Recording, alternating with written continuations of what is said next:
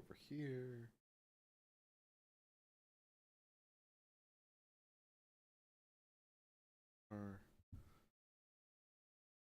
Hello, welcome to some Derps Talk About Games. I'm your co-host, Mango. Wait. Oh, I'm sorry. 1 second. I'm so dumb. Okay. Yeah, and I'm your co-host, buddy. I'm sorry. I got an echo. I had the Twitch stream up in the background. So I was like, why am I hearing this twice?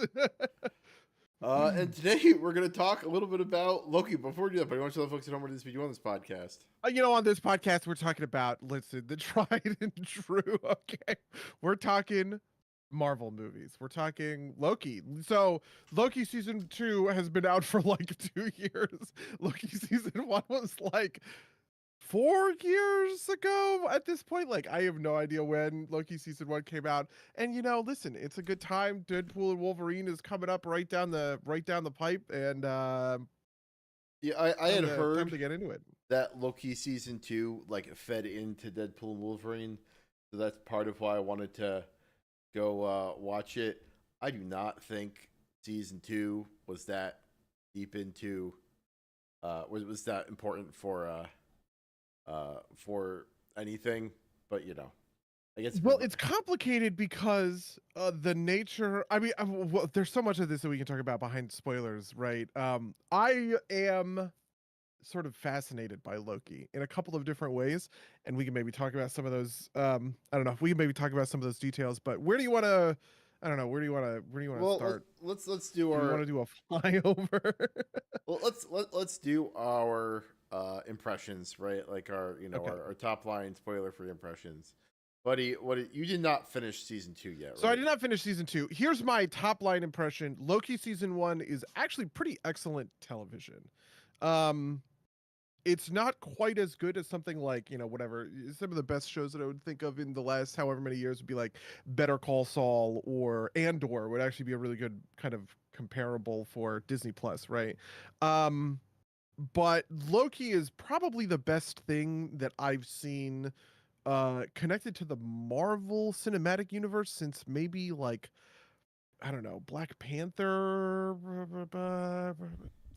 Like, it actually has quite a lot on its mind. It has quite a lot to say, and it packages all of that into a story that's really kind of compelling.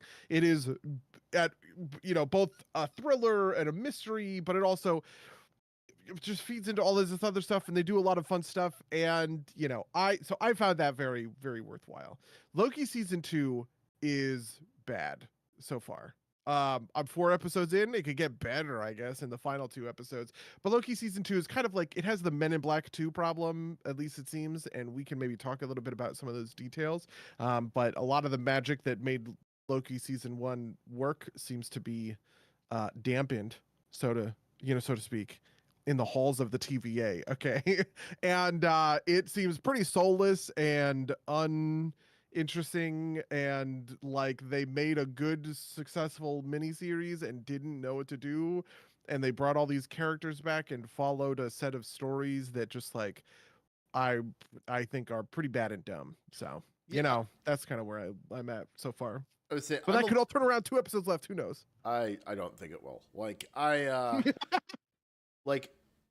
am not going to be so harsh on season 2. I thought it was fine as just kind of like a plot line, but I think that was like the bigger problem with season 2 is it's like mostly about moving the plot along for the greater MCU, which is, I think, a problem that happens sometimes in some of these Marvel properties, right? Is it's more about the meta story than it is about the actual story, combined with some call some fan survey type stuff. Plus, I have heard. You know what? I just realized.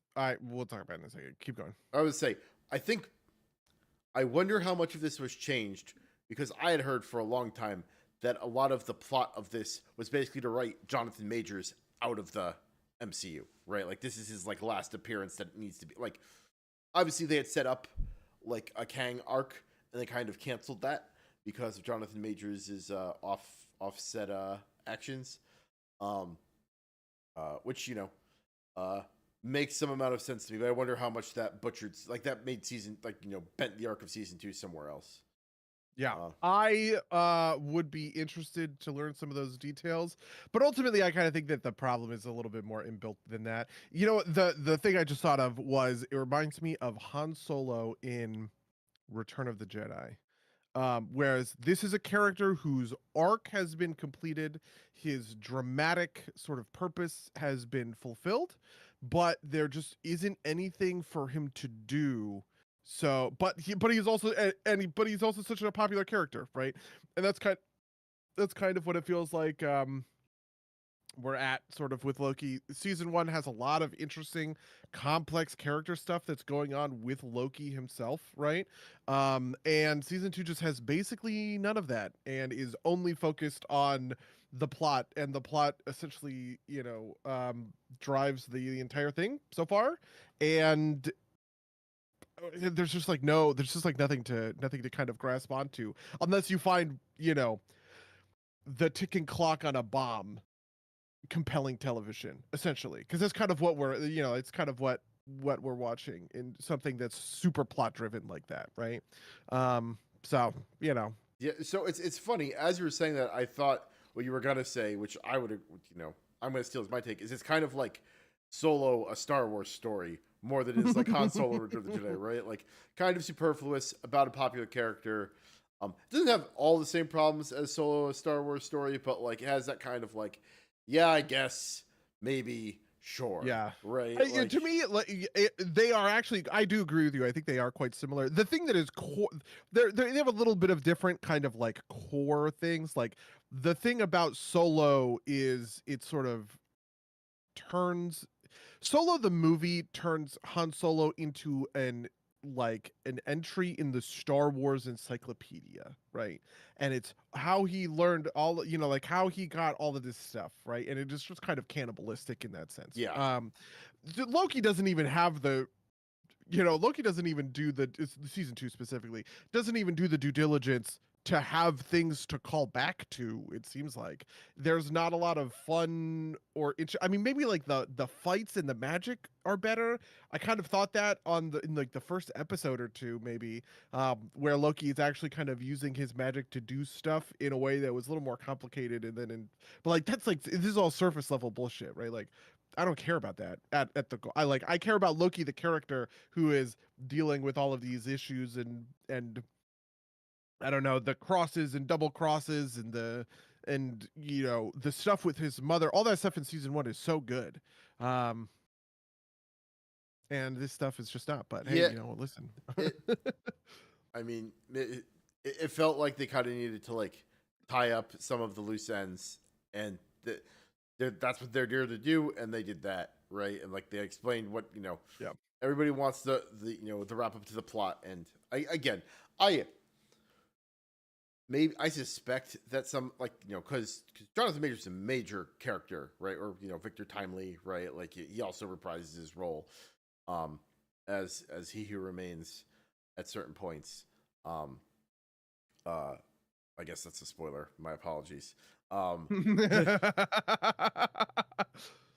like, I think he was supposed to be more, and like I could like there are parts that definitely felt like it could have used a little bit more exposition, but maybe that's just them like needing to veer somewhere to like make this all work. I also Yeah. as we were spinning up, I like pulled up the Wikipedia page for it, and the first season had all the same director, Kate Herron, for all the episodes, whereas the second season had like the last 3 episodes were the same duo. I guess the first episode as well. It just seemed like a little messier, and maybe that's part of it. Although it had more consistent writing, I guess. Interesting. Okay. Well, let's get into the details. Okay, Yeah. we can get into the nitty-gritty. Spoiler warning here. Should we spoiler it? Mm-hmm. All right, spoilers. Spoilers for Loki season 1 and 2. Spoilers. All right. What do you want to talk about, buddy? Okay, the first place that I wanted to go is maybe the first place isn't John. I was going to say Jonathan Majors, but maybe the first place to go isn't necessarily Jonathan Majors. There's a couple of different things I want to talk about. One of the things that it's funny because I think the first season's very good, and I think the stuff that it's doing with Loki's character is also very good. The stuff about him and his mom is great, and I really, really love basically all of that. And I actually think that it was sort of indulgent. At first, I thought of it as very indulgent. You know, the first episode is him in prison and he's talking with Mobius, and Mobius is doing whatever. And he eventually goes and he watches his whole life play out on the sacred timeline and kind of like realizes stuff. And that's when Mobius does the heavy handed thing and says, oh, well, you know, you told them to go to the left and that's where your mom was and they killed her. You like got your mom killed, right? I was just like, man, like this is good shit. This is like prime Loki, who is too smart for his own good. He thinks he's such a fucking smartass, right? But he actually ends up getting the one person he cared about more than anybody else killed because of his smart aleck nature, essentially. And I don't know, that stuff, like, there's none of that, it seems like, in season 2. There's, I guess, like, a little bit of sort of character drama between Loki and Sylvie, but at a certain point, the stakes in the second season are so wild. I just truly cannot wrap my head around them anymore because I don't understand what even is going on, right? It's all so high concept that I have kind of bought out of the universe at this point. I have sold my shares of the Loki universe because I just kind of can't keep track of the ethics of different timelines and free will versus control and pruning, and these are real people who are going to die. It's just like, it's all so confusing and convoluted that it's just like, I can't even bother to engage with it anymore because, first of all, nobody's making any real arguments. It's not like you have different factions who are making different arguments against one another, right? They are all facing the same problem of this ticking clock, but it seems like whenever it's currently effective or efficient to convince someone to do things by saying, there are lives at stake on the timelines, okay, you can do that, I guess. Or if you want to convince somebody by saying, we have to fix the temporal loom or else we're all dead or whatever. It's like, oh, okay, I guess. But it's just like, you know, at a certain point, this just feels like the writer is, you know, going up to the whiteboard and saying and writing bad thing and then circling it a bunch and going, oh, bad thing, right? And I just can't connect to that at like anymore. It's too much. I'm uninterested. Yeah, no, I think part of it is that like any time travel story is like, you know, Mango's iron law of world building. Any world that goes on for long enough becomes stupid. Time travel stories get there like immediately, right? Like you need like, you know, you need to be very careful or else like, you know, you either have to be like lighthearted enough and like, you know, just kind of not engage with the mechanics or engage with the mechanics just enough that it's just fun, right? Like Back to the Future dodges this by like not caring, like, you know, people on the internet afterwards would be like, that's not Marty McFly's real dad, right? This is a different person that he's going back to, right? The movie is like, it's fine. His dad's cool now. No one cares, right? Like, and that lets you get past it. You won't understand that joke. It's a great joke, though. I just want you to know. What? The Flight of Artisans Without Showing Machines. I basically spent this whole last week trying to disassociate as hard as possible by playing this game called Anno 1800, which is a city builder. Rachel and I were playing together, and in there is a tier of citizen called artisans, and the artisans have a need for sewing machines. Okay, so that's their plight. It's just a reference to this esoteric. Honestly, game. I thought this was a callback to like our AI thing from last week about like Luddites or something. So you know. Oh, okay. Yeah, I totally understand.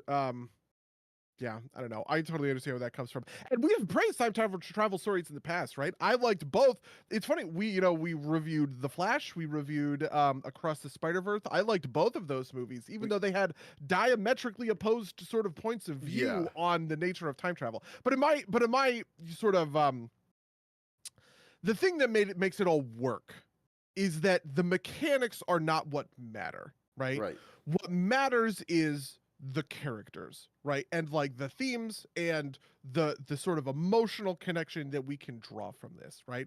The Flash realizing that he needs to go back in time and allow his mother to die because he is degrading the integrity of the universe by trying to prevent that from happening, and all that's happening is he is, not only degrading the integrity of the universe, he's also degrading the integrity of himself, right? That's a heroic sacrifice that I can connect to and I can really empathize with. And when he meets his mom in the grocery store in order to put the thing, and he's having such a hard time that she's just, she says a nice thing because she just thinks she's meeting a stranger who's having a tough time. That's like a good emotional character moment that grips you, even if the mechanics of the time travel probably don't make all that much sense when you kind of like interrogate them, right? Same thing for Across the Spider-Verse for the exact opposite reason, right? In Across the Spider-Verse, right, you have this authority who is telling you that you cannot deviate from the path that you've been set on, right? And the deviations are causing such terrible problems that they have to be sort of snuffed out, and you have to, which is basically the same theme as this show, right? Especially the first season. Yeah. And that the proper thing to do is to actually challenge that authority, to challenge that notion, to try and live your life in a different way, even if there is someone with a big, I don't know, broad authoritarian chest telling you whatever, right? That is core to who Spider-Man is and what Miles Morales is going through, right? And because it roots it in the character, it's fine. And the same thing is true for Loki. Loki season 1 is a little less time travel and a little more sort of multiverse. Yeah. It feels like, like they're not really dealing all that much with like the mechanics of time travel itself. It seems like they're mostly kind of talking about, the different versions of Loki from different timelines, all this other kind of thing. But at the end of the day, it is coming down to him, his narcissism, his ego, his damage, right? And sort of resolving those things so that he can answer this question of, is he a hero or is he a villain, right? Is Loki doomed to lose so that heroes can win, or can he fulfill his glorious purpose or whatever by some other, some other means? Season 2 just has none of that. The only compelling sort of drama of season 2 is Mobius at the moment. Even all of the stuff with Loki and Sylvie, who is also Loki for the viewers at home. Sylvie is a gender-bent female Loki who got pruned or tried to get pruned or whatever. It's complicated, right? Even that stuff is completely toothless because these ethics are so completely buck wild, and the only thing that matters in Loki is the plot. He himself doesn't seem to be going through any kind of character arc, and is mostly just he is just there to solve the problem, and they're trying to make the problem as interesting as possible. But the thing that makes these problems interesting are the characters at play, and Loki, at the end of the day, is not a compelling enough character to carry the story. He's kind of superfluous to his own show. The most interesting character is Mobius, Loki's sidekick, who doesn't want to go see, like his timeline or whatever. And that's kind of like a D-tier subplot mystery that I am interested in, but at the end of the day, I'm not interested in basically anything else. So yeah, I would say like you get a little bit of that at the tail end. You get a little bit of like Loki development. The other show I wanted to, or the other property that I wanted to draw a parallel to is Everything Everywhere All at Once, which is multiverse stuff, right? Like, also obviously they pulled I do not remember the actor's name, but Short Round into this show as Ouroboros, since like apparently he is, his typecasting is male Asian sidekick in a multiverse story. And to be fair, he's great. Yeah, quite like, yeah.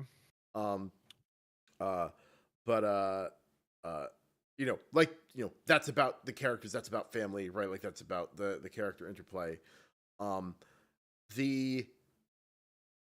There are hints of something interesting here in season 2, but they like don't really go into it at all. Like you said, the ethics are kind of buck wild and they don't really rest on them.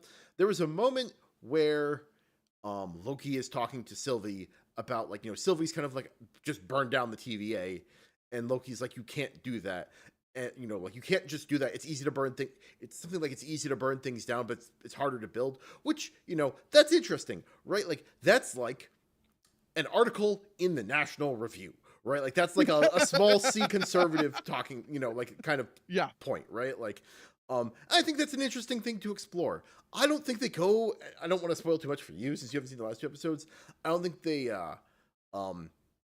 go anywhere particularly interesting with it. It might resonate with you in particular now that I'm thinking about it, but like, We'll see. We'll see after you've finished it, if you've got further thoughts. I'm sorry. Can you also help me out? So this is when Loki and Sylvie are arguing, and he Right. says, So the argument. So this is like a very kind of do you know what Chesterton's fence is?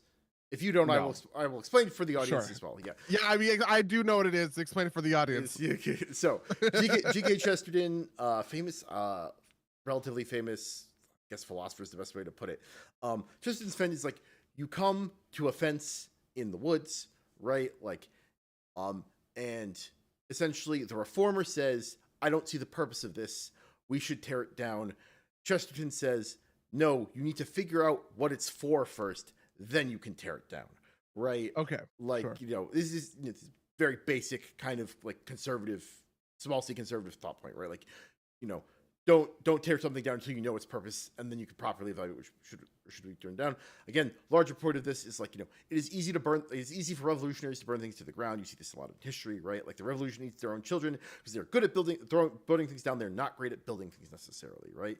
And I think that's the interplay that's happening here, right? Sylvie wants to burn everything down. She's the radical. Loki is interested in reform, right? Like more moderate reform and saving the good parts of the TVA. And I think there's an interesting thing there, but they don't really interface with it in that way, right? It's kind of like a surface level thought.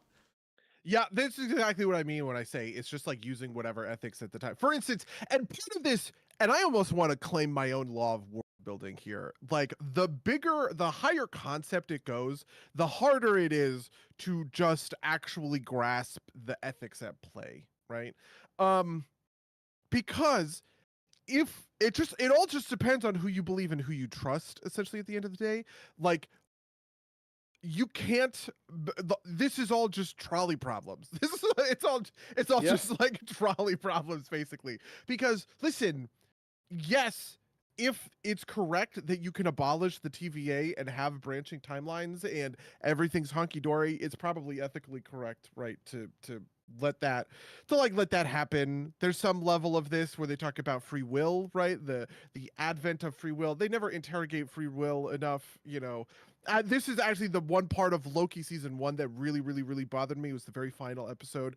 They were kind of doing their the architect conversation from the Matrix, but with like all of the actual kind of crunchy sort of like philosophy pulled out of it, essentially. They don't actually really get into the nature of free will or any of this sort of stuff, right? It's probably correct to do whatever, but like at the end of the day, if having these branching timelines is going to necessarily sort of lead to an overall kind of collapse in it's just like when you're dealing with omnicidal threats, you have to take radical actions, even if they are ethically abominable, right? Yes, it's probably correct to prune these timelines and kill the people on them, theoretically speaking, right? If it represents this, threat that it's going to destroy the universe, right? It's going to unravel the entire universe or whatever. If that's not the case, this is just it's the simplest solution, because you're dealing with such high level, the entire universe could be destroyed, right? It's just like, I feel like all of these arguments are dumb and rote, because really what is being argued about is, can you trust whoever, he who remains, right? Can you trust, I don't know. Can you trust Loki? Yeah. Can you trust the robot? Can you trust the girl, the Judge Renslayer, right? Like, it doesn't make, I don't know. I don't even know where to go for it. I think part of the problem too is that like I don't think they properly explain why the stakes are the way they are until the final episode. Okay. Like, there is a reason that Sylvie is wrong, but that's not apparent until like it happens and things don't work. And there is a reason why, there's a reason why, certain things don't work. How much do you care about spoilers? You can spoil this for me. I'm happy to. The last episode kind of goes Groundhog Day, right? Like, okay, they try and fix the loom and it doesn't work. Loki starts time slipping again, and he learns how to control like his own time slipping, and so he like basically runs it like so they go to like launch the thing that'll fix the time loom, and Victor Timely instantly dies. And so and then the did you see this? You must Yeah, have so seen I saw that. That's the yeah. end of episode 4. He walks out, instantly gets unraveled by Right. like the radiation. The time loom explodes. So episode 5 is him kind of like dealing with cut what's it called? Tying up some loose ends. He basically visits everybody on their timeline, and they don't recognize him. And then, but he has to get them together to do a thing, and there's a little bit of a character moment there. But then, like at the end of it, he figures out how to control time slipping, and he like basically the episode 6 is him going back in time and like getting the launch to work, and then it doesn't, and then it's a long kind of thing about why things need to happen, right? Again, so this is probably the bigger spoiler. He eventually gets to the point where he goes to the part where Sylvie is going to kill He Who Remains, and he needs to stop her, but he it's a very kind of, it's a very architect conversation type thing, right? It's like either kill the girl or like, or like let the world dissolve, right? Because the problem is that so the reason the loom so if the loom fails, it purges everything and just keeps the sacred timeline going, right? It's a failsafe, right? Like that's the big reveal, right? Like that there's and the reason they can't just destroy it all is because without it there, if he prevents it from ever being built, then the essentially the Kang War happens, right? Like he doesn't call it that, but like that ends the world too, because He Who Remains solved the Kang War and wrapped everything up in the sacred timeline. And that's what kept everything from going to shit.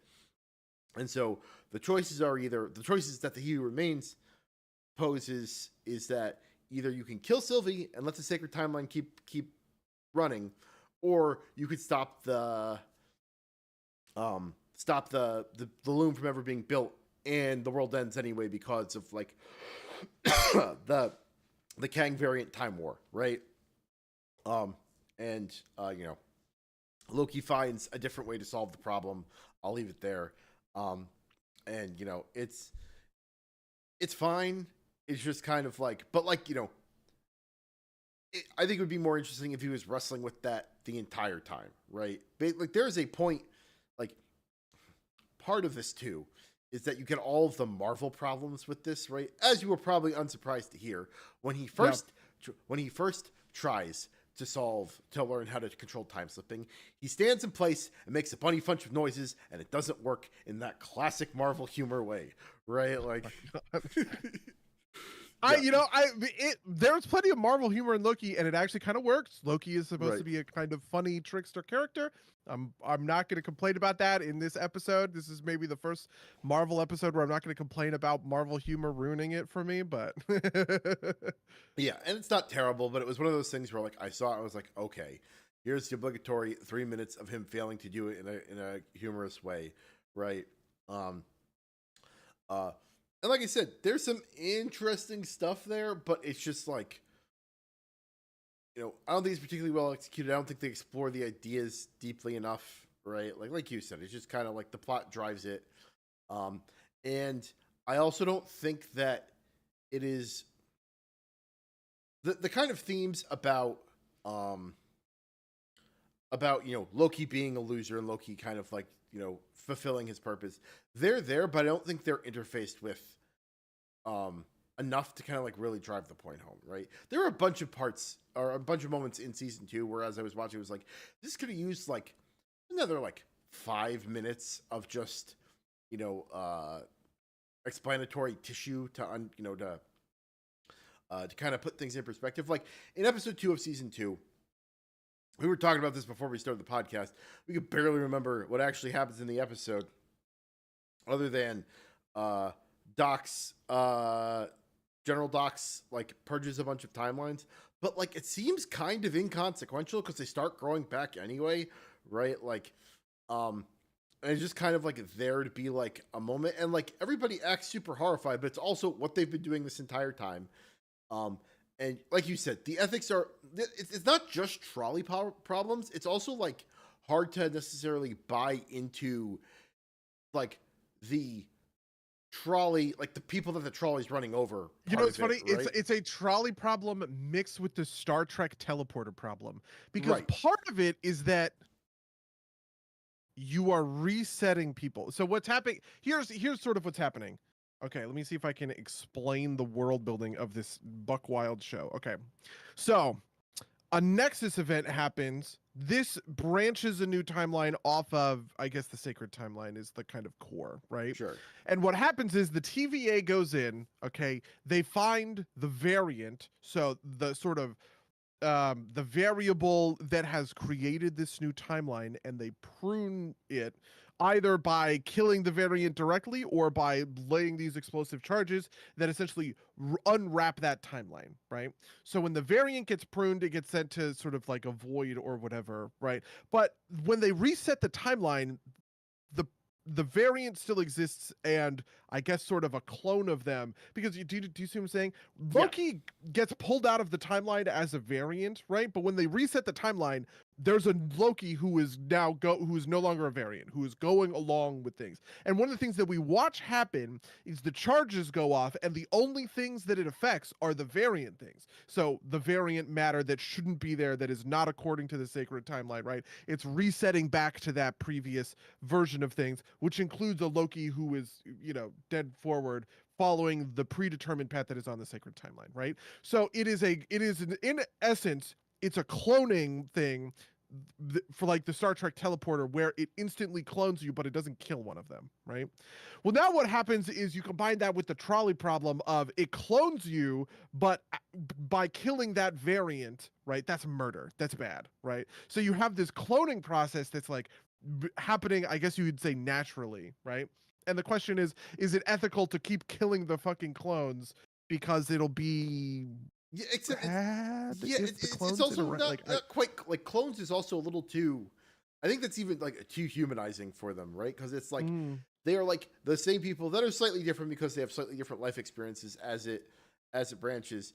Yeah, Arai says love killing clones. Favorite clones to kill: feet and sixes. Right. Feet and sixes.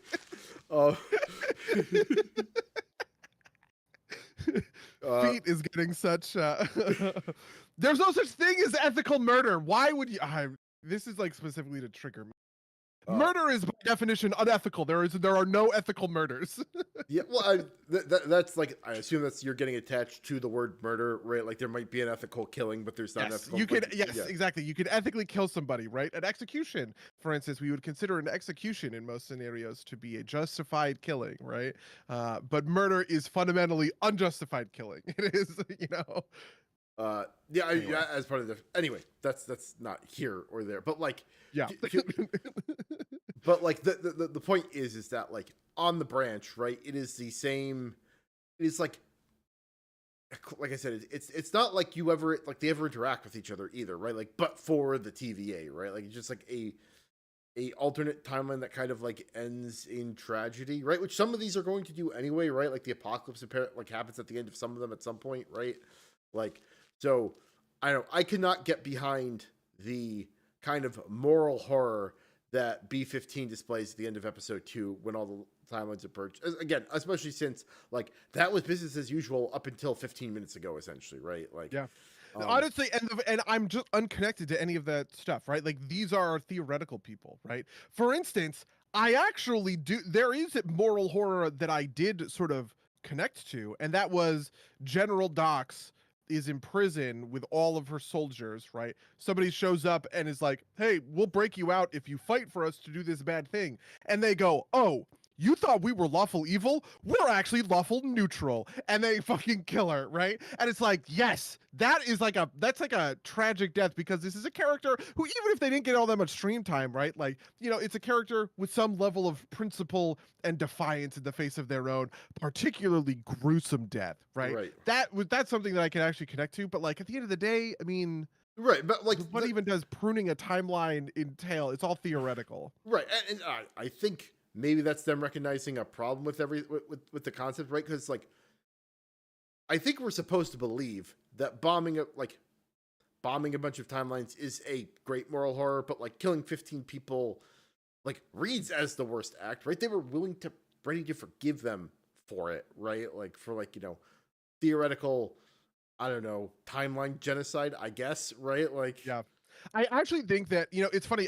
One of the things that actually bothers me on a structural level about Loki, in a taste way, not a quality way, right? Like I said, Loki is high quality television, but on a taste sense, I actually am kind of over this structure of story and conflict. I feel like I've gotten a lot of sort of what I would consider to be chaotic good versus lawful neutral. And obviously I like lawful neutral. It's my favorite personal alignment, so it's a little bit of bias there. But like there are lots of stories about chaotic good characters who are fighting against lawful neutral kind of like authoritarian, societies or whatever. And in 2024, I'm just sort of, I feel like I have seen this played out in a million different scenarios. The first time I knew instantly, I was like, the TVA are bad news. They're gonna be evil. The timekeepers aren't real.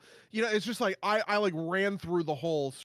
And it actually did a very good job of getting me on side, just because it did its due diligence with its characters and stuff like that. But at the end of the day, kind of like the core conflict between the TVA and Loki, even if it is very appropriate for his character, because like, yes, making Loki a chaotic good character who is fighting against this, oppressive, lawful, neutral sort of like authority makes a lot of sense and is the kind of story you want to tell in a TV show about Loki. It's just like something that I feel like I feel like I have just seen this plot play out a lot recently. No, I agree with that. There's a bunch of stuff. I think it's like one of those things. It's like, in 15 years, someone will be like, and during this timeline, this was a popular because of this and that political reason, right? Like, this is like, what vampires are popular during Democratic administrations and zombies are popular during like Republican administrations or something like that. Is that real?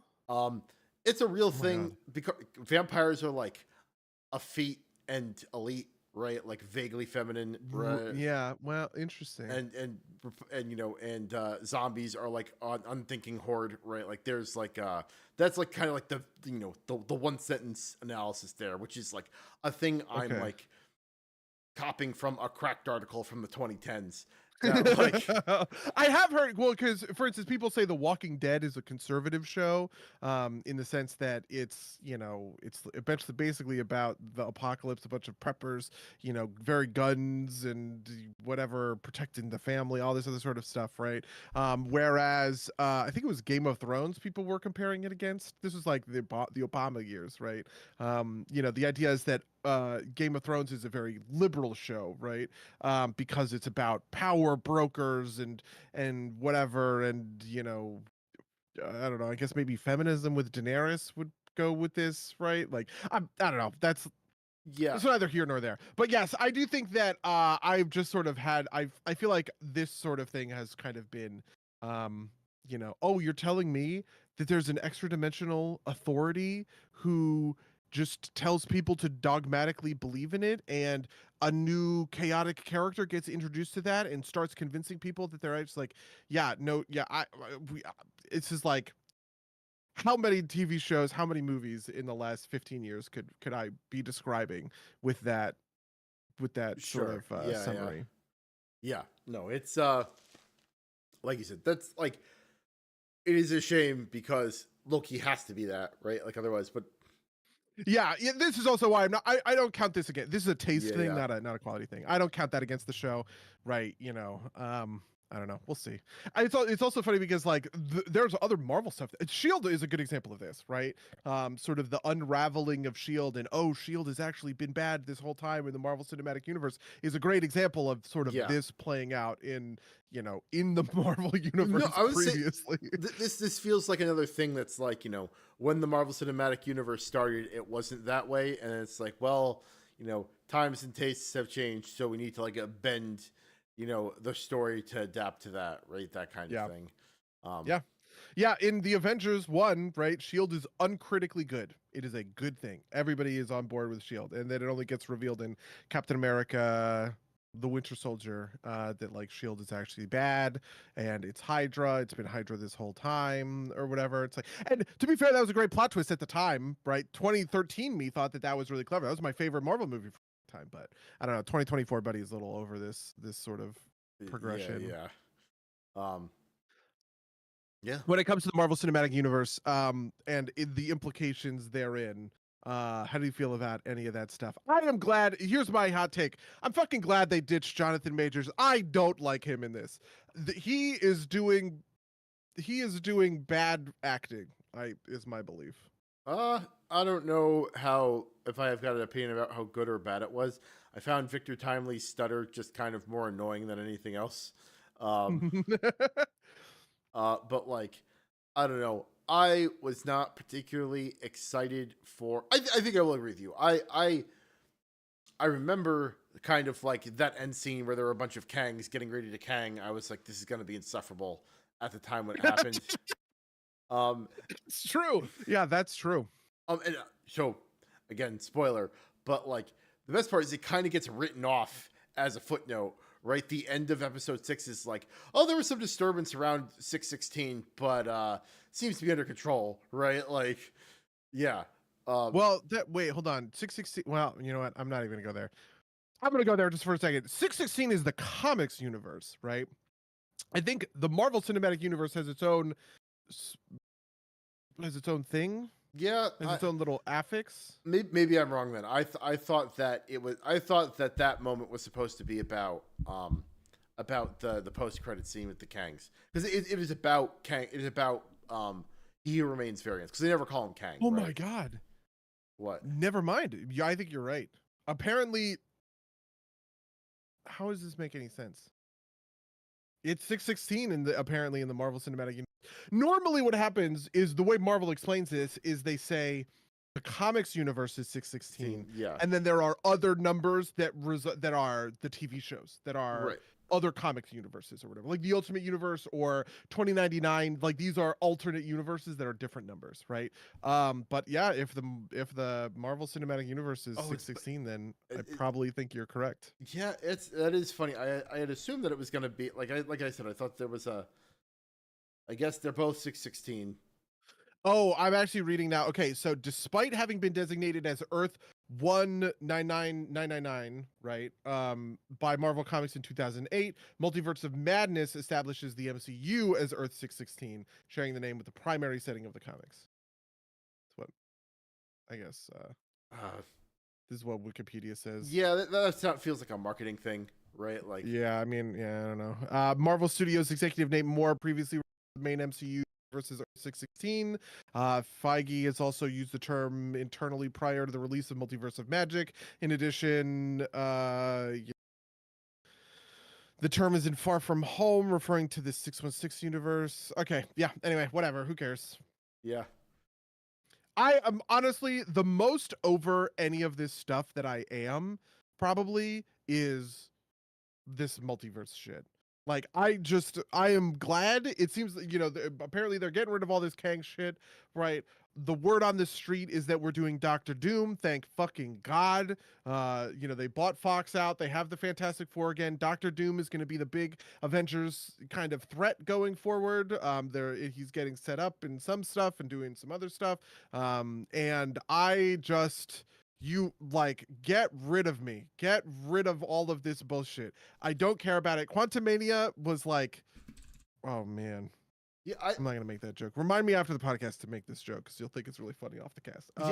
It's just like it's the watershed moment where I can't put up with this multiverse bullshit anymore. It's completely out of scope for what they should be focusing on. And my hope is that Captain America, the New Order or whatever, the Brave New World, whatever the thing is called, will kind of bring things back down to sort of street level.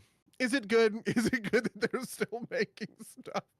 I guess I am taking for granted that Marvel is going to continue to make things. So, I don't know.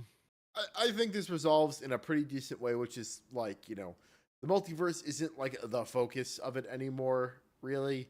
And it's kind of like, but it gives them the excuse to do a thing, right? It's like they want to bring back Wolverine in the yellow suit. Sure. Right, like without and if if the loreheads need to figure out why that works, they can go watch Loki season 2, right? Like which we talked about this, however many years ago, where like some Disney story person told some audience in China that like actually, you know, when Captain America went back to the past, he went to an alternate universe to walk forward in time, and it's like, right, like, yeah, yeah, yeah. I don't know. My hope is that if they, because if they're using Doom is perfect for this. This is why what I like about it being, like it being Doctor Doom. First of all, Doctor Doom is one of the greatest comic book supervillains basically ever, and has never gotten a good incarnation on screen, right? There was the Fantastic Four movie, which, to be fair, he did a pretty good job. Which for one? some of that, the two Fantastic Four movies from when we were younger. Do you remember these movies? I remember there being like 3 different versions of the Fantastic Four movie, so I don't. Yeah, there is a Doctor Doom in that who is not very good, but actually okay in terms of being Doctor Doom, right? But like we've never had a Heath Ledger Joker Doctor Doom, if that makes sense, right? Or like even like, I don't know, I'm trying to think of other villains who are so iconic, who are like other. Do you know what I mean? I guess the MCU has bad villains. We've always talked about this. The Well, and they MCU kill has all their bad good villains. villains. Killmonger would be a good example, right? Like we've never had somebody take Doctor Doom and just like absolutely nail it. Ian McKellen as Magneto is a great example of this, right? Just oh yes, you're so good in this part, right? And I feel like you could do that with Doctor Doom, right? You find some kid. Honestly, the thing that I thought would be the greatest coup of all time is Henry Cavill. Could you imagine Henry Cavill as Doctor Doom? Oh, he'd be amazing at this. He'd be perfect for this. I think you are underselling the best point of Doctor Doom. Is he wears a big metal mask, so if the person inside the mask gets canceled, they can just switch out the actor and no one has to know. Right? Oh my god, that's true. But I just feel like there's so much stuff that you can do with Doom. He's so fun. He connects to so many different kinds of the Marvel universe. But he is fundamentally, like Doom can be a cosmic threat. In some aspects, right? Doom, for instance, we've talked about on the Doctor Strange episodes. Doom is sort of the Marvel universe's number 2 sorcerer, right? The Sorcerer Supreme was Doctor Strange. He is the best sorcerer of all time, and he gets all this special stuff for that. And there was like stuff about he's no longer worthy title. There's a new Doctor Strange kind of thing. But Doom is always the number 2. He is the second most powerful like magic user, so he can do cool shit with magic and stuff like that. He has this whole thing about his mom. Doctor Doom really loves his mom, and the reason that he's good at magic is so that he can save his mom from hell, basically, from Mephisto. And like you could do maybe some of that stuff, but at the end of the day, the thing that makes Doctor Doom so fucking cool is that he is the dictator of Latveria, right? Like this Eastern European nation that is, he gets to be. This is like a political world tier threat, which is perfect for the Avengers. That's what the Avengers needs. That's what the Avengers wants, in my opinion. Do you want to do a new Avengers and you do it with the Falcon as Captain America, and you do it with some of these other, you can bring Shang-Chi in, I guess, if you want, or whatever, and you can maybe even have you can have Namor right in there. He's pretty powerful in Black Panther 2, and you could have him do cool, like, fun shit or whatever. But at the end of the day, Doctor Doom is a kind of Earth tier political threat about he's going to take over the world. Not he is going to unravel time from existing, right? Which is just like, all of that stuff. It's too high up there. We got to bring it down. To Earth. And Doom is also like morally ambiguous enough, like that, like you can kind of like keep bringing him back and not feel like bad about it, right? We've talked about this before. The worst part about the MCU is they just kill all of their good villains, right? Like immediately. Within like the one that lasts the longest is Thanos, right? And even then they kill him twice, right? I guess to make up for it. Funnily enough, the one that lasts longest is actually Loki, to be honest. Sure, that's true. Yeah. But Loki, he is in that kind of Loki space where he is a bad guy, but like morally ambiguous and interesting, right? Like, I know there's a moment in the comics where like, I think like Victor Von Doom like saves Reed Richards' son or something, and like just asks that he name him after him. because he knows it'll needle Richards, right? Like, it's basically like he has, Oh my God, yes. it's like the, the reverse Flash meme, but like, they actually put it in the comic instead of it being like, a meme, right? Like, Yeah, that's definitely true. Doom does a bunch of like villain stuff that is some of my favorite villain stuff that you ever see. For instance, Doom will team up with the good guys to fight an existential threat, right? Doctor Doom will team up with the Fantastic Four in order to defeat Galactus and then betray the Fantastic Four to like steal Galactus's power or something, right? Like that kind of shit is, I love that so much, right? And then Reed Richards was like, I love you, my son, Doom Richards.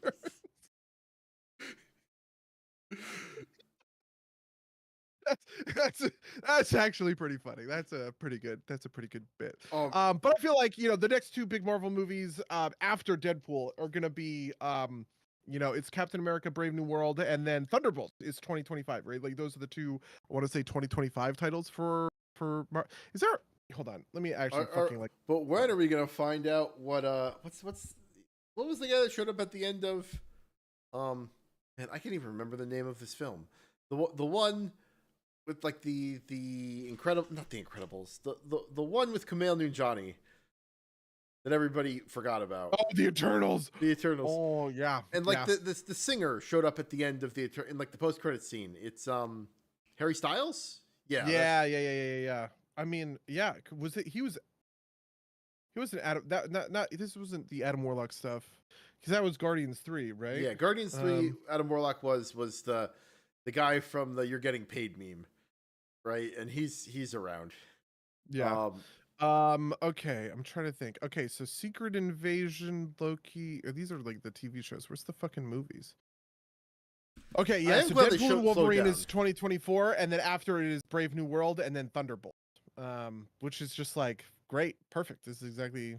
I don't know. This is exactly what I want. I want Thunderbolts. By the way, is Suicide Squad, but Marvel, which I'm super down for, and they're bringing back a couple of characters. This is, one of the neat things, right? They're bringing back David Harbour. They're bringing back Florence Pugh.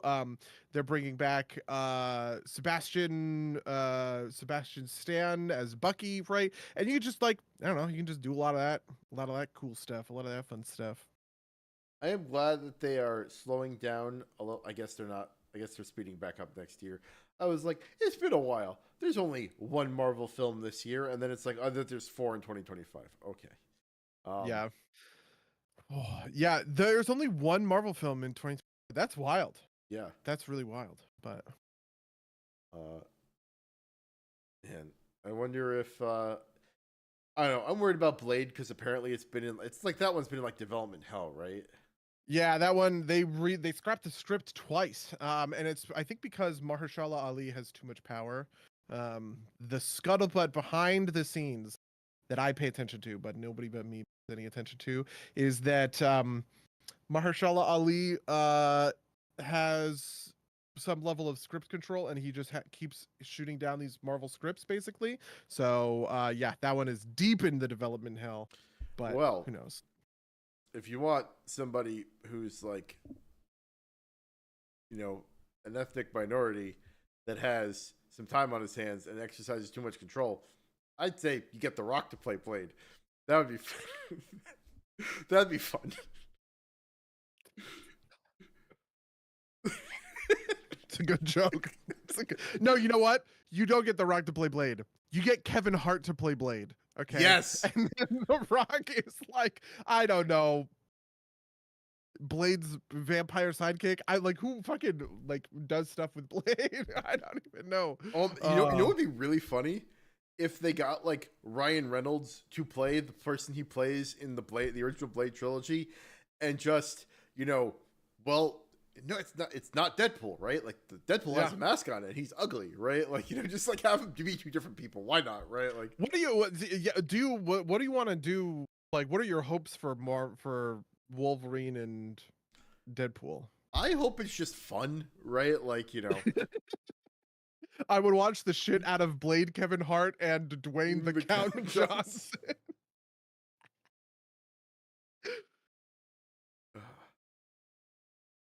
Yeah. No, I just want it to be a fun movie, right? Like Okay. I'm not looking for anything super serious. I'm not looking for like, he's wearing the yellow jumpsuit, right? It's Deadpool, and we've talked about this before, right? Deadpool's best when he's kind of like the secondary character. Hmm. Um, I don't know. I don't know when I'm gonna get to see it. Just because I am going to be on the road for the next couple of weeks, but it comes out on Thursday, right? Like it comes out. Yeah, I'm also going to be on the road next weekend, so we're probably not going to record next week. Yeah, next week we're definitely not because I'm in Chicago. Um, Okay, yeah, I'm in Yosemite next week, so oh nice. Have fun. yeah. Go look. Have a, um, we're close enough to the hour mark. Have you seen the Sequoias? Yeah, we did. Yeah, that was what we did last year. Okay. This time last year, we did the Sequoias, Okay.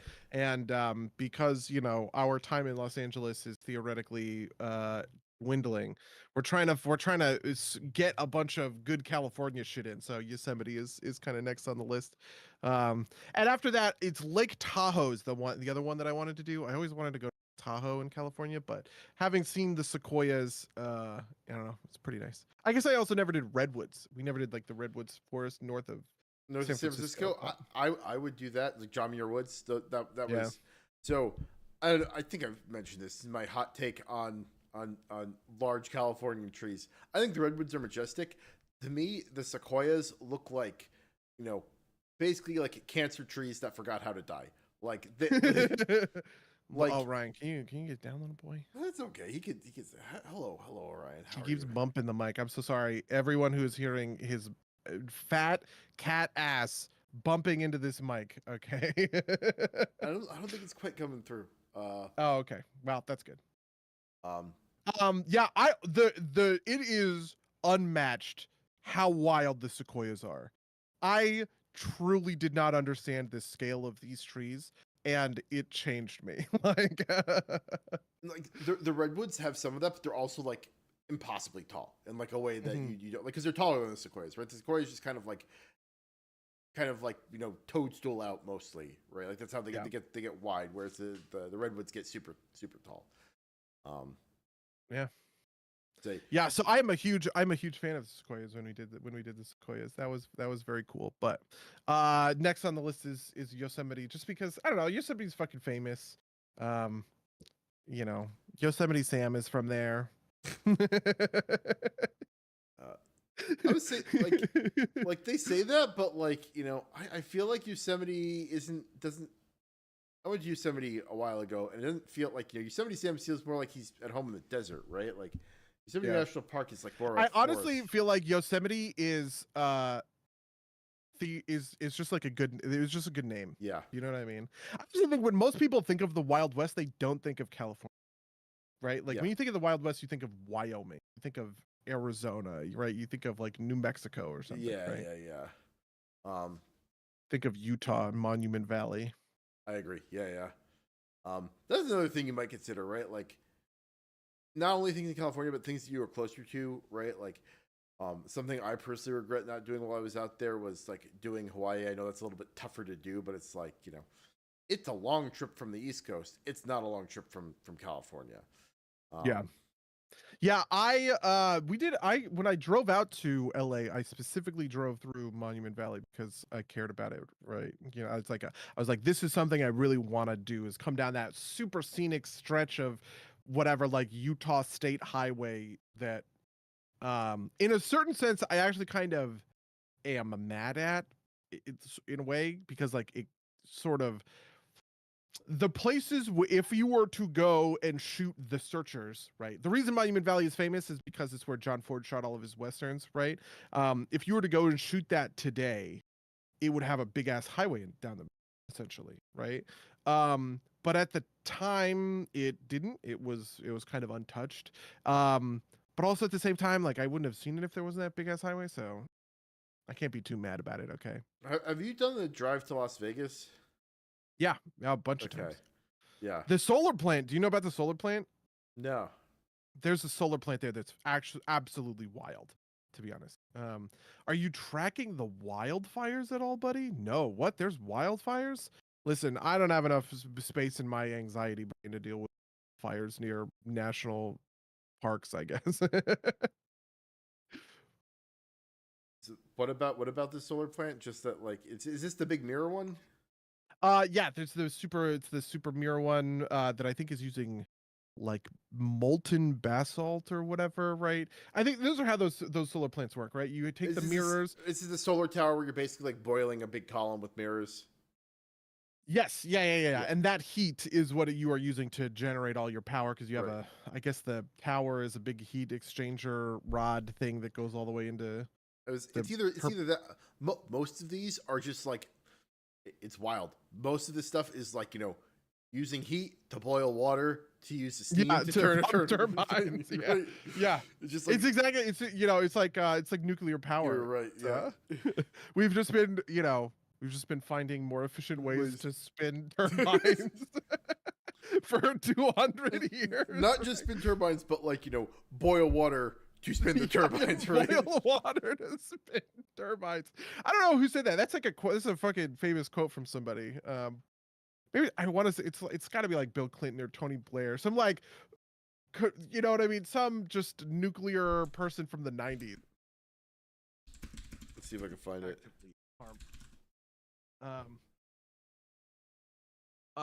Yeah, because I feel like I learned that in like a history class in college or something. Yeah. I'm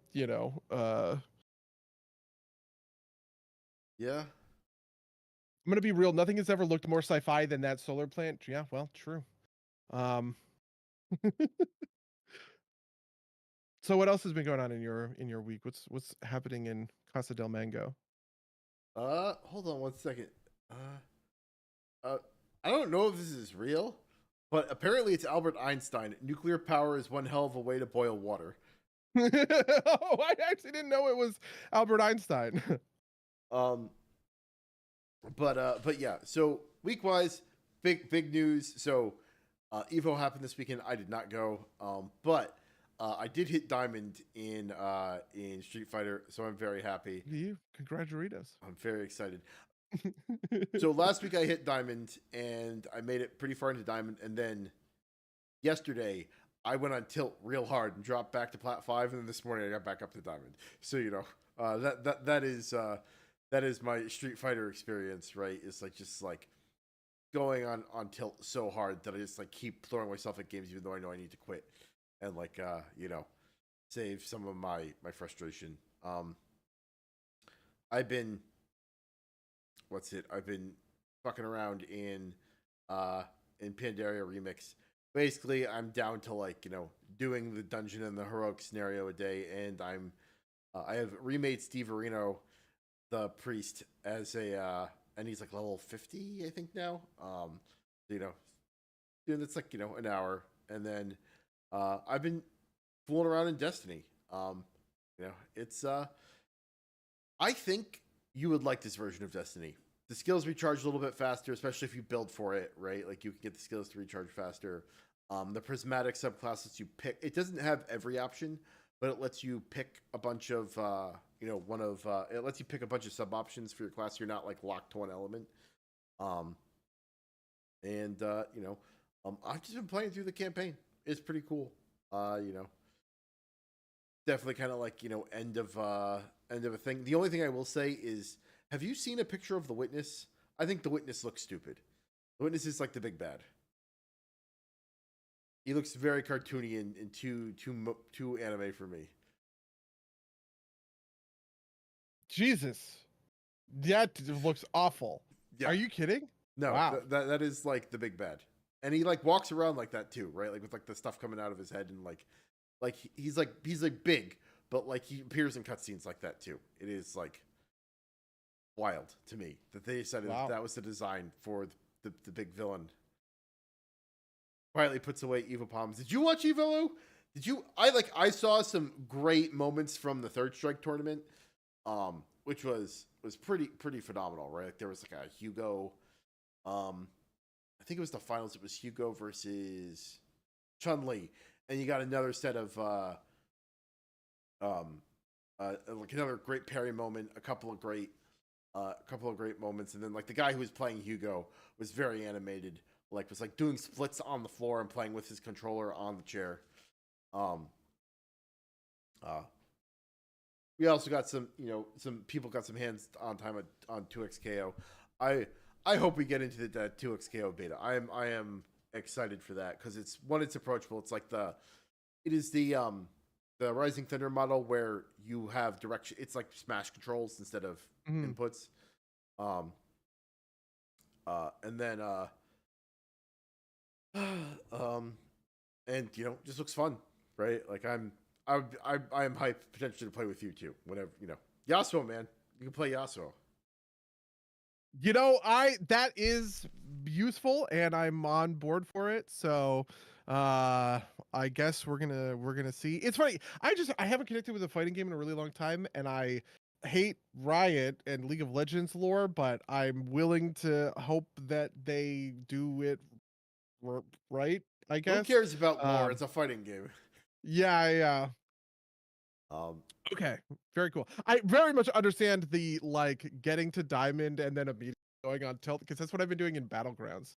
I've been playing a lot of solo Battlegrounds. They added what are called do you know about buddies in Battlegrounds? No. Okay, so the thing that makes Battlegrounds as an auto battler fun, right? Like in any one of these auto chess games, is you pick a hero and you get like a hero power. And the new thing that they have added is it's not just you pick a hero and get a hero power. It's you pick a hero, you get a hero power, and now you get what's called a buddy, which is a minion that you automatically have access to. It's your buddy, right? So it is a minion that you can buy, not out of the tavern, but you can buy for yourself. That does something that interfaces with your hero power. So for instance, I'm trying to think what's the simple one. There's a hero that says, has a hero power that takes a card from the shop and deals damage equal to that card's tier to your hero. And her minion says, whenever you take damage, reverse the damage and gain stats equal to the number, right? So it synergizes with her hero power and stuff like that. And so that's just been fun. It's a lot of fun playing this version of Battlegrounds. I've been having a good time with this season, even though it's almost over. And my goal has been 7K. I am at 6. My rating has been at 6.7 something for just the longest time. I'm trying to actually find where's my actual rating. My rating is just I've been sitting at 6.75, and I basically have been getting a lot of second, third, fourth finishes, which give you points up, but a small amount of points, right? So you'll get 15, 20, 30 points kind of thing. And then I will get 8th, which is 100 points down, right? If you get first, you're 100 points up. If you get 8th, you're 100 points down, and then it's a mix kind of in between. And I am just the king of inching my way up to 6.9K, and then getting just slapped back down with a 7th place finish, an 8th place finish back to back. But also at the same time, I sort of don't care. There's no extra reason to be, there's no extra reason to care. This isn't I care in a certain sense about Keystone Hero, right? Keystone Hero for WoW seasons, even though I haven't done this season, is it has some rewards that you want to take home essentially. There's nothing like that for Battleground. You just do them.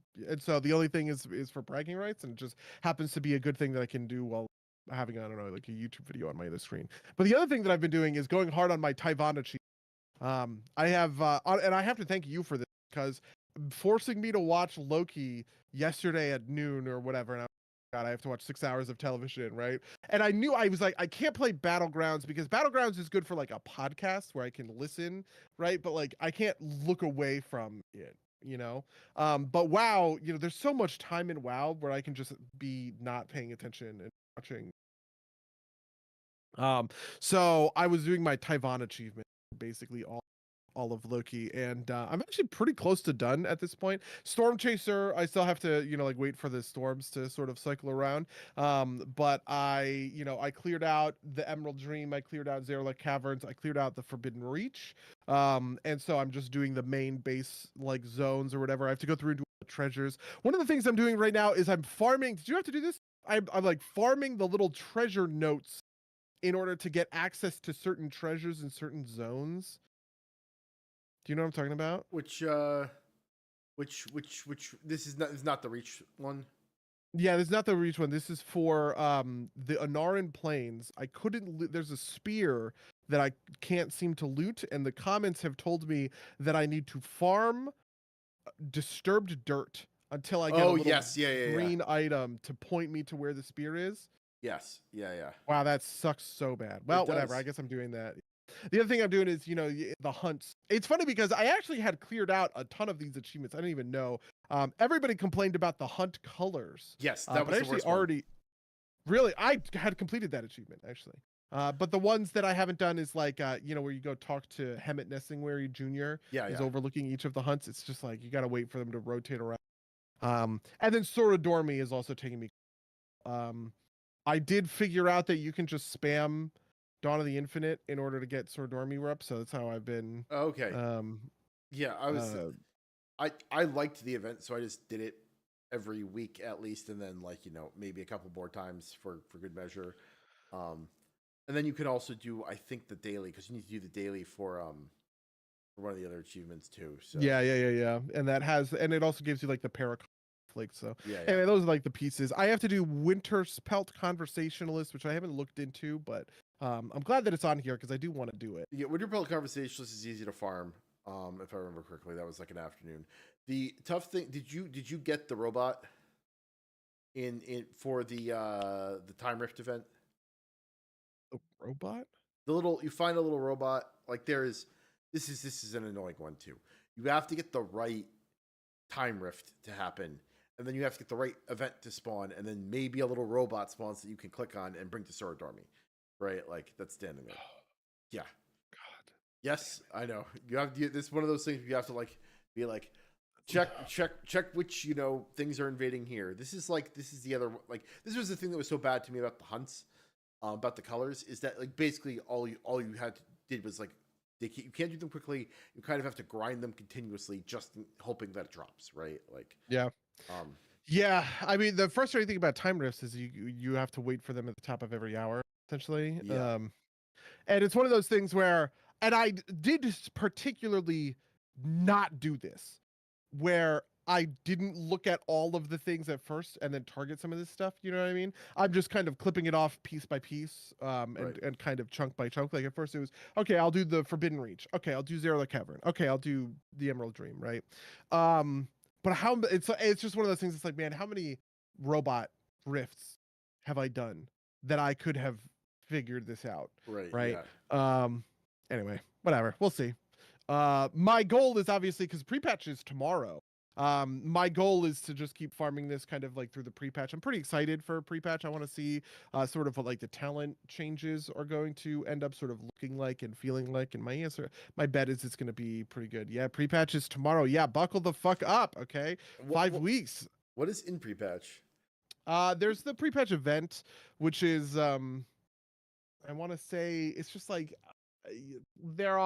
is the typical pre-patch event. It's all around Azeroth, there are disturbances, and the disturbances become echoes of enemies from the past, and it's a big Azerite Ragnaros or something like that, I think, and you have to kill it, and you get a thing, and you can buy cosmetics and stuff like that. You will get the big cosmetic relatively easily, and then if you want to complete the cosmetics, it will be a bunch of time, and also if you want to level an alt, it's probably a pretty good way to do that kind of thing. Yep. Yeah, the one thing is that I don't think they will do the alt stuff. My bet is that Mists, I feel like somewhere along the line they have written on a whiteboard, it's towards the end of the expansion, give players a way to level alts easily, right? And I feel like the answer for that is Mists of Pandaria Remix this time around. But who knows? We'll see. Yeah, I mean, it's not, I think the nice thing about Remix was that it's not just alts. It's got its own independent rewards, and it's give players a reason to keep their sub for the 3 months in between the end of the expansion and the beginning of the next one, right? It's funny. I was reading. I've been reading a bunch of Twitter stuff related to WoW. There's a lot of people who are kind of doomers on the War Within. They feel they're oh, there's no hype, there's no interest or whatever. And I actually sort of think that that's my take on this. That's a success kind of on Blizzard's part, because they don't need to sort of pitch you on a whole new experience, essentially, right? I kind of feel like Dragonflight has been so good, and they have dealt with sort of content drought problems so well that I've basically been playing WoW really quite a lot. I've probably played more WoW in this sort of content drought end of expansion period than really any other one. Just because there's remix, because there's Plunderstorm, right? There's good reasons for me to have kept my sub and to be logging in and doing stuff, right? And so yeah, I mean, like, I'm excited for the within. It has a bunch that I'm looking forward to. I think hero talents are going to be cool. I'm particularly interested in delves, and my hope is that delves really scratch the itch that horrific visions have left behind. But yeah, at the end of the day, I think that we're not looking at a sort of radical change. Like, for a while, WoW expansions were pitched with these huge sort of genre defining features. Oh, you're gonna do Azerite armor, you're gonna do your artifact weapon, you're gonna do covenants, right? And then in Dragonflight, it was back to basic. Okay, we're pitching a basic expansion, we're resetting a bunch of stuff, we're pulling all this dumb stuff back and really like buckling down on like the core stuff that makes kind of like WoW work. And I feel like the War Within is just doing more of that, right? There's hero talents if you care, and I think hero talents are going to be fun and interesting, and I'm excited for what I'm going to be able to play with and everything. But at the end of the day, my feeling is generally WoW's in a good spot. They're just going to keep on keeping on, and I'm happy about that. So yeah, I don't know. Yeah. No, it's Yeah, good stuff. the only other thing I've been playing that I want to talk about briefly, because it got mentioned in the chat, was Anno 1800, which I've been playing with Rachel. Anno 1800 is a city builder from a long line of games, actually. I actually used to play Anno, I think 1600 or like 1603 or something like that, which is sort of a piracy version of Anno. I used to play that in school because, like, I guess they saw it was a historical game and they like installed it on the school computers or whatever. I used to go to the computer lab and play Anno 1603 or whatever the name was. And it is just a good, addicting city builder. It has ruined my life. I'm dreaming about it. All I want to do is sit down and disassociate for 6 hours playing Anno 1600 and building soap factories and get pocket watches and stuff. It's just like that's all I've been doing. Yeah, that's fair. I feel that. I've been playing a bunch of D&D over the weekend. I'm flying out to Chicago to finish a D&D campaign, and then I'm going to Gen Con, so it's going to be a very D&D heavy week and a half for me. It's playing a lot more. Actually, I should check my email, see if I have Player Core 2. I do not yet. Player Core. The Player Core. So basically, Pathfinder has kind of moved to Pathfinder 2.5. They basically rebalanced a bunch of the rules, and Player Core 2 is currently it is not out yet, but as a subscriber, whenever it starts to get shipped to me, I get the PDF immediate, or I get the PDF once the book ships. Cool. And I am on note, like I got, it'll be shipped in the next 3 to 10 days, and it's day like 5. So, it's like, oh, I want to read the PDF type thing, right? Like, some people have it, so you're getting people leaking is maybe too strong words, but like sharing individual pieces of it, right? So I'm excited for it to come out eventually, and then okay. Well, it's interesting. This is also happening, and then there's the D&D version. 5.5 is there is an event at Gen Con, which is get a ticket, and you can have if you get this ticket, you can stand in line and buy a book, right? Like buy like the new core book, rule book. Whoa. And I'm like, no, I can't be fucked, right? Like, I'm going to. Really? Are you just done with 5e? You've played it out? I've played one 5e campaign that is going to end, this week. So, I just like, I like PF2E better, essentially. Okay. Right. This has become sort of a meme. It's like the vegetarian joke. It's like, how do you know someone's a PF2E player? It's like, they tell you, right? Like, that kind of thing, right? Like, But it's the system I have attached to more. It's a little bit crunchier.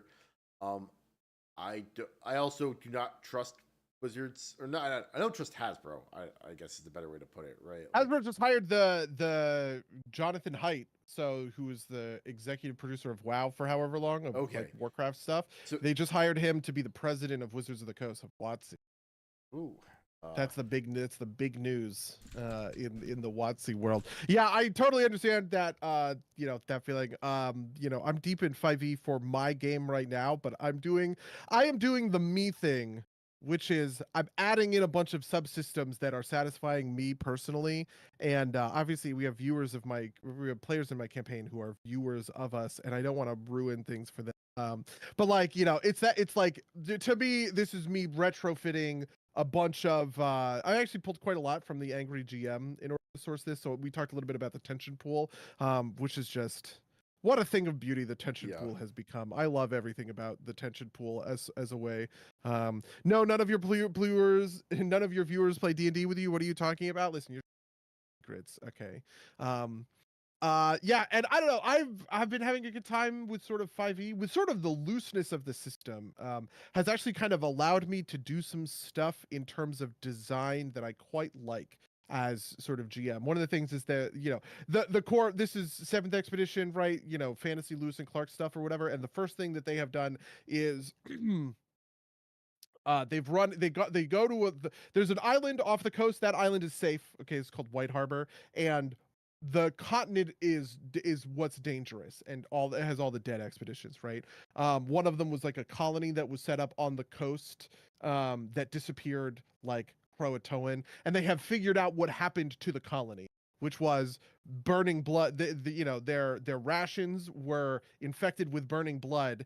They were having children that were beastmen. They were they were so infected with burning blood that they started having these children. And during a winter snowstorm that cut off contact between White Harbor and the continent, the colony disappeared, right? Presumably, as far as the players know right now, the colony turned into a beastman war herd that has been haranguing them since they have gotten onto like the island and stuff. And all of the storytelling of this was procedural, in the sense that I created hexes and I created kind of the plot points, right? And I just kind of let the system play out to see if the players would sort of get a coherent story in a way. Like, theoretically, they could have done things in a different order and learned different pieces of the story at different times. And it's been incredibly satisfying. It won't matter for them, right? Because it almost looks scripted to them, because they don't get to see the sort of the possibility space. Right. But from my perspective, this is actually pretty great to sort of watch, right? Because I have essentially created this, like, maybe you'd call it like a narrative web that defines the different story sort of decisions and paths and things that they discovered, right? One of the things that happened, for instance, is they discovered this thing called a Gave. The Gave is an elven altar where, the elves deal with beastmen. And so one of the things that all of the gods agree on is it's heresy to kill a child, okay? Infanticide is the gravest crime there is, right? And the gods will even curse you if you commit infanticide, right? So if you are infected with burning blood and you have a baby and your newborn baby is a beastman, you can't kill the baby. Even if it's a beastman and that's evil and bad, it's still a baby. And so what they do is they leave the beastman babies on this special altar called a Gave, right? And one of the first things they discovered was the Gave, but they didn't know what it was, right? And then they eventually figured it out.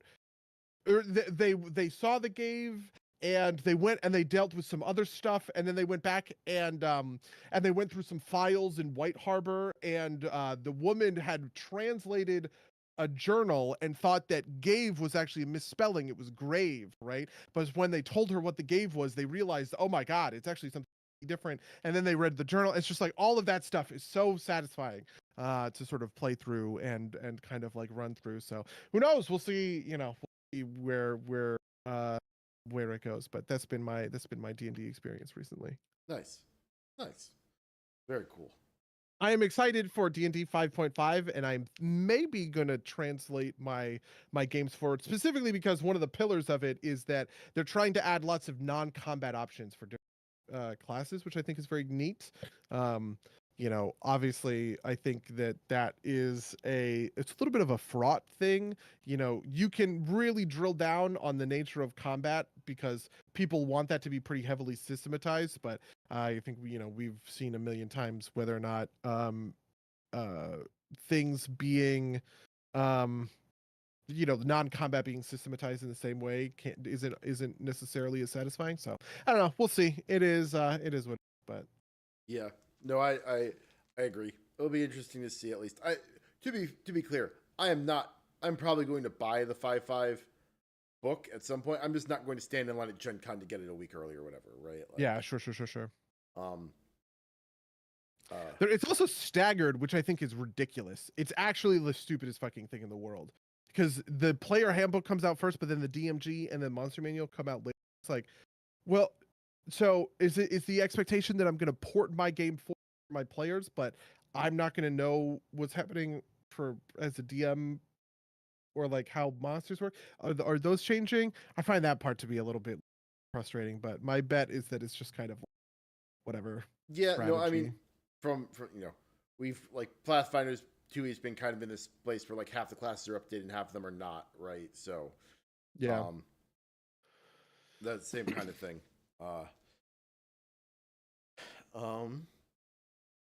But yeah, interesting. What else? I don't know, man. I've been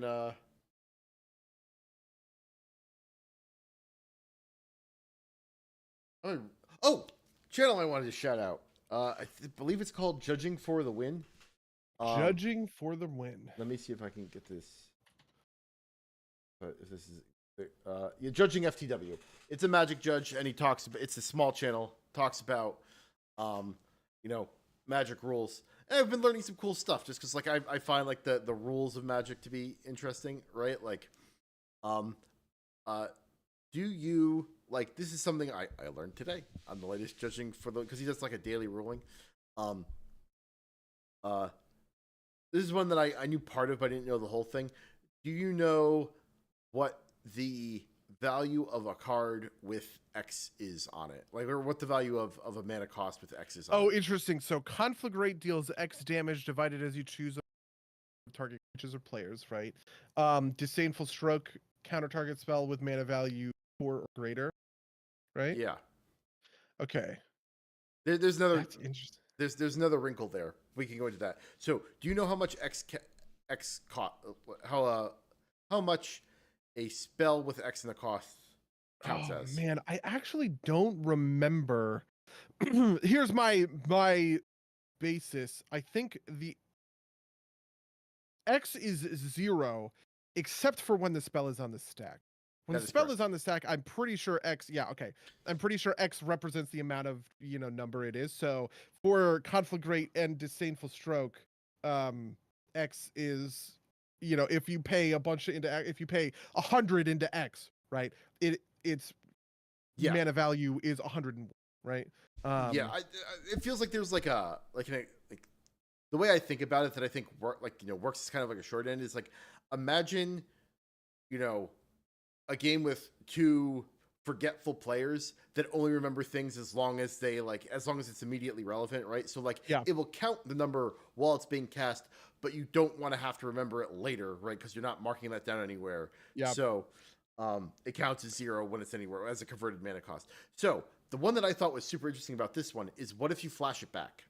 Yeah, if you flash it back, I'm pretty sure you can't counter it because discard X cards is a cost, but those costs don't apply to mana value, right? It's like if there's some cards that'll say like in addition to the cost for this, sacrifice a creature. That does not increase the mana value of the spell on the stack. Am I right? So you are right that about the sacrifice part. You are wrong. So flashback is an alternate cost, and that doesn't change the cost of the spell. So you have so like you have to actually do the math, right? So like the flashback is like 2 red and discard X cards, right? So like if you flash it back for a value of 2, right, it is one red, and he's like, you have to make the cost, right? Like if you discard 2 cards, that means X is 2, which means that the double X is 4, and so the converted mana, or like the cost of the spell on the stack is 5, because it's one that's red. Wild. Yeah, okay. yeah, and that's like a very like he goes into that, right? Like that's how it works, which is like, you know, that's the type of stuff you learn from watching Judging This for the is Loop. going to ruin me. I feel like I'm gonna get it.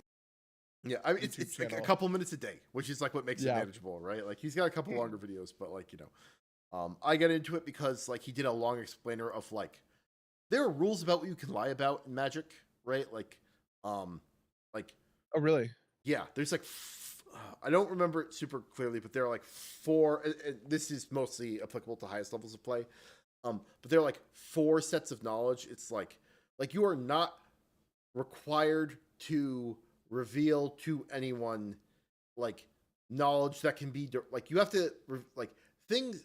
There's certain things that you have to answer truthfully, and there's certain things that that like you could derive, but that you don't have to answer, right? Like if someone asks you like, you know, like the downstream effect of something, right? Like you don't have to do the math for them. And there are certain things you can lie, right? Like if somebody says, "Do you have a counterspell?" You can say, "Yeah." You can say no, and then cast a counterspell, right? There's nothing against that. Okay. Yeah, it's funny because Magic has a lot of rules that are built to prevent lying. So, for instance, one of the reasons that reveal is a really important mechanic in Magic is you have to remember, like, if somebody is searching their deck for a card, if that card has a specific type, they have to reveal it, right? If it says search your deck for a creature card, it is always going to say reveal it and put it into your hand, because the reveal is a check where your opponent has the opportunity to call you on bullshit if you pull an enchantment instead, right? But there are cards that just let you search for cards in your deck, and you don't have to reveal those, right? If I use Demonic Tutor, I just get to search for whatever I want in my deck. I just get to find a card and put it, you know, whatever, wherever I want. So that's I have always found that to be pretty neat. Yeah, and so the reason that the truth thing was coming up is that relatively recently there was a thing that happened where a 1 ring trigger got missed. Like the 1 ring gives you like protection from everything until the end of turn, and it got missed. And there was some debate about whether the other player missed it on purpose or not. But it's not a violation because specifically, it's triggers are not like it is not. You are not responsible for telling somebody else about their triggered abilities, and they can be missed. Right, like you could. It is not illegal to miss a trigger if the person responsible for it forgets to mention it. Right. So if I get a trigger that says I gain 1,000 life and I forget to mention that trigger and change my life counter, and I pass the turn to you, and then I go, "Oh wait, I gained 1,000 life." Right? No, you didn't. You missed your trigger. Yeah. Right. In this case, it was like the player targeted him with an effect that he shouldn't have been able to.